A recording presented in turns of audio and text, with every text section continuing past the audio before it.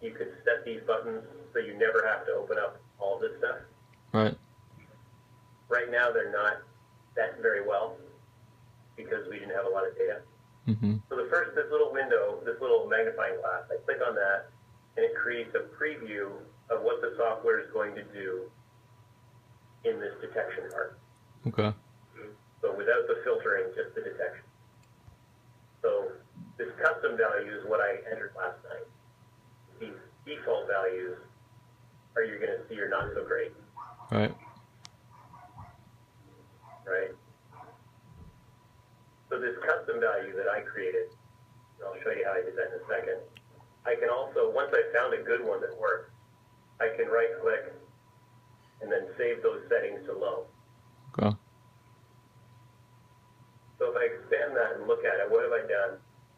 I have this background removal factor, contrast threshold, fill holes, and smoothing are the four things. Mm-hmm. So what I like to do for wound healing, I'm going to talk about masks. Masks, there's this, you know what I'm talking about, is this green part. Yeah. Mask is what we're detecting. Okay. So here, in this case, we're detecting the wound itself. Right. When I click on this, the little eyeball closes. Mm-hmm. So that opening closes, and that shows me what the software is doing to the original image to try to enhance it. Mm-hmm. So the first thing I have is background removal factor. If I turn it all the way to 0, you're going to see I get a black image. Well, that's not good. Yeah. And if I go all the way to 100, it's sort of too white out. There's Right. not enough contrast between, especially this edge Right. and the wound. And so it's not like there's a perfect number. Mm-hmm. You're just looking for a number where you can see a contrast. Right. Now, the contrast threshold is saying, okay, so this has a value, and if you look at the very bottom down here, Yeah. it says intensity equals 158, Right. and then over on this black stuff, it's only 10. Okay. So with this contrast threshold at 185, I turn that mask back on.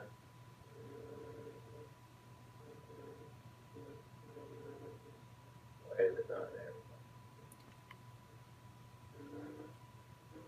Only things of that value are going to get detected. Huh.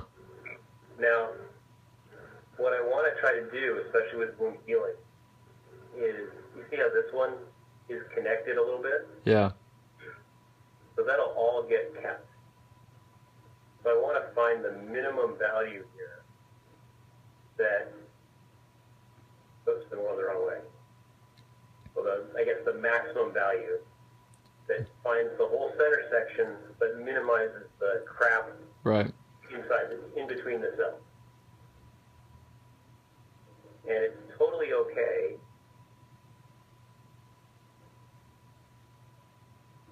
to have holes inside the wound.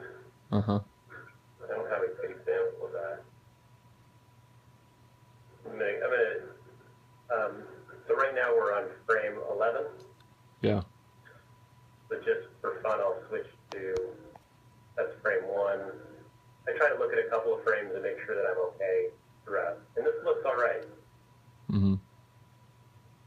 Fill holes is going to do exactly that, in that it fills up holes in the detection. Huh. Do you see all these little holes? Yeah. That looks like crap. Yeah.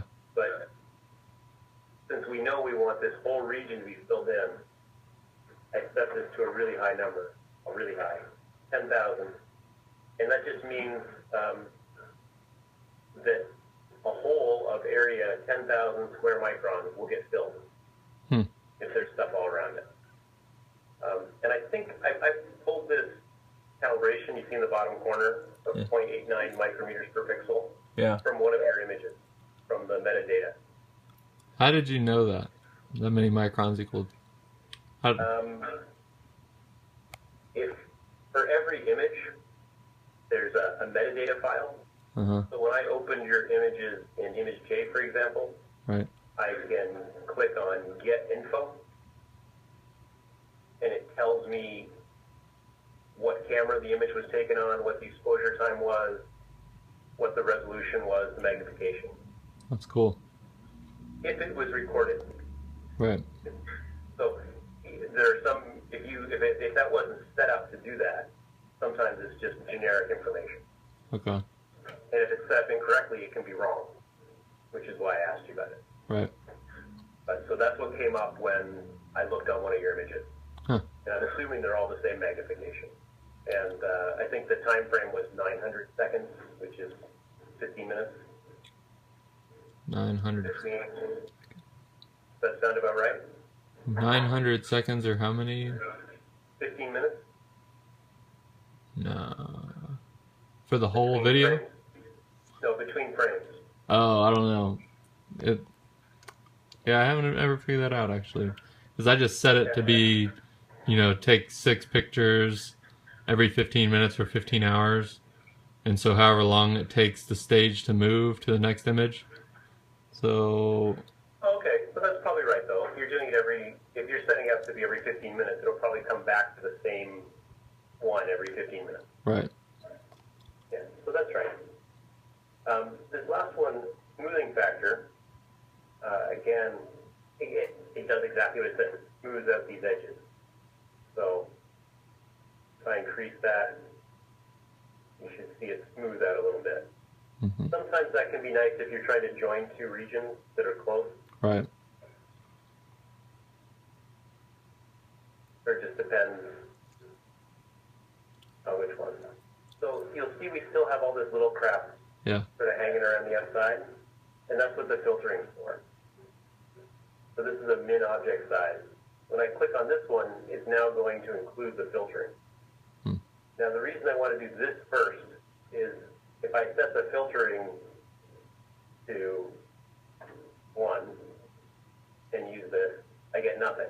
Huh. Oh, wait, why am I getting something? That looks good. It does look good. I don't think it took that number.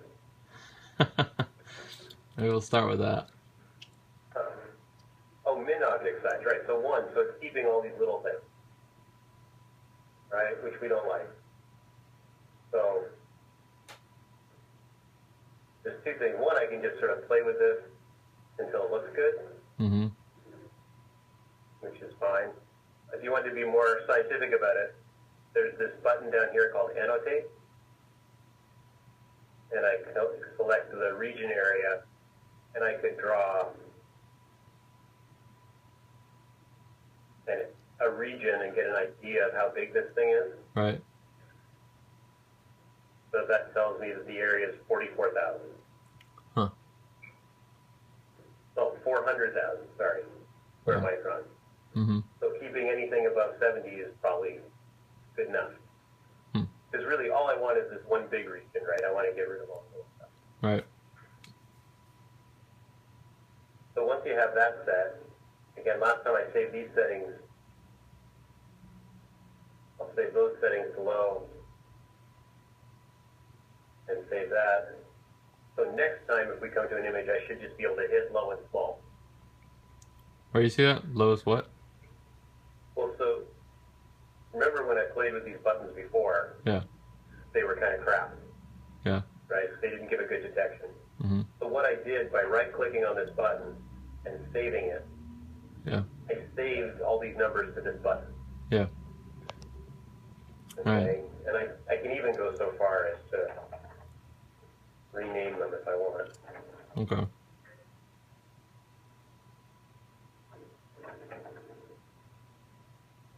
Okay, so now we'll hit apply from beginning. So it's going to go off and start processing the image. And you'll see the red bar tells you how far she processed. Wow. It's awesome. Next time we come to this image, we could just click these 2 buttons, and it'll take us to these settings, Uh-huh. which may or may not work. I think last time I sent you 2 copies of every result, or no? Yeah, there was a couple that had 2 results. There's what we call a batch processor. If you had a whole series of images that were very similar in intensity, Yeah. You could take one, go through the process we just went through, find good values, and then you can say, okay, apply.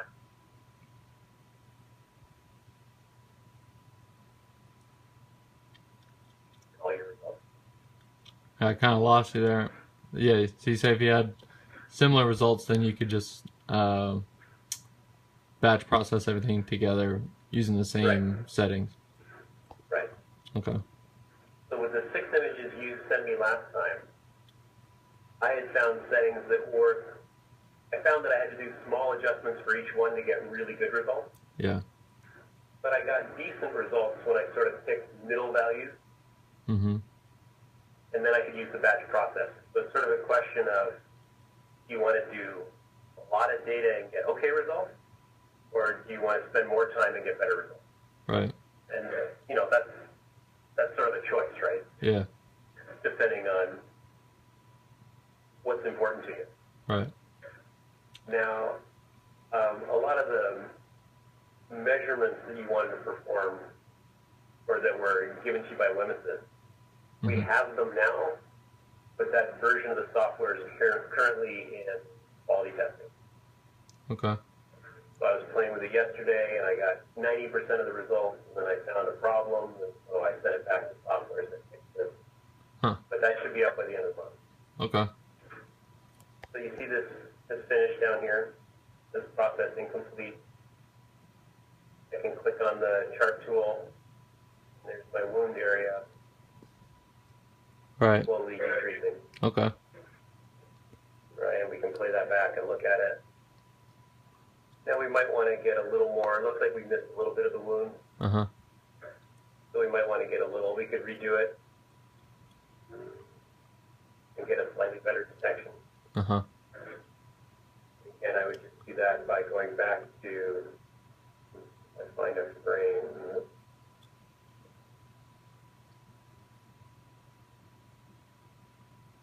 I'm looking for a frame that didn't have a good mask on it. Yeah, I think you're close. Oh. And like that one I want to fill in a little bit, it looks like. So if I go back to the detection and then just lower this threshold value, there it starts to fill it in. Mm-hmm. The filtering is going to be the same. And then I can just run from the beginning again.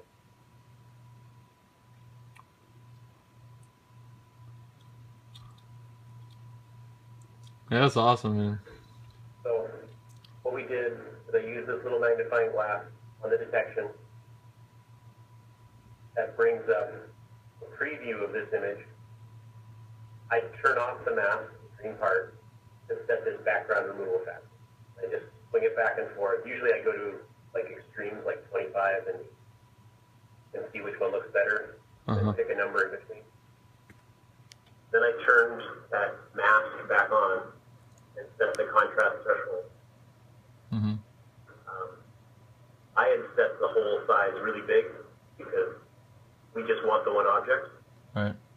If you're trying to detect individual cells, then sometimes you don't want that because it'll join cells.